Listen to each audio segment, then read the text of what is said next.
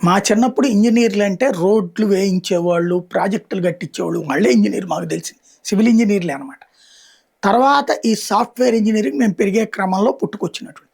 Software engineer వ్యవహారాలు స్టార్టింగ్‌లో BE పూర్తయ్యి కాస్త నాలెడ్జ్ ఉంటే చాలు, కంప్యూటర్ నాలెడ్జ్ ఉంటే చాలు ఉద్యోగాలొచ్చేది.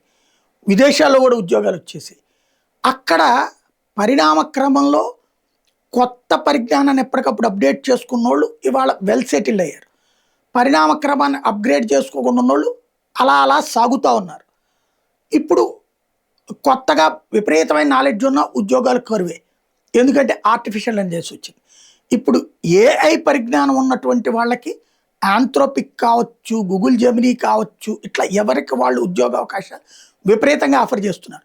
మొదట్లో ఒక ప్రభుత్వ ఉద్యోగానికి రూ. 5,000 జీతం అన్న రోజుల్లో సాఫ్ట్‌వేర్ ఉద్యోగానికి 15,000, 25,000 జీతాలతో ఎట్లా ఉద్యోగం లభించినాయో, ఇప్పుడు ఏఐ వాళ్ళకి లక్షల్లో జీతాల ఆఫర్‌తో ఉద్యోగాలు ఇస్తున్నాయి కంపెనీలు.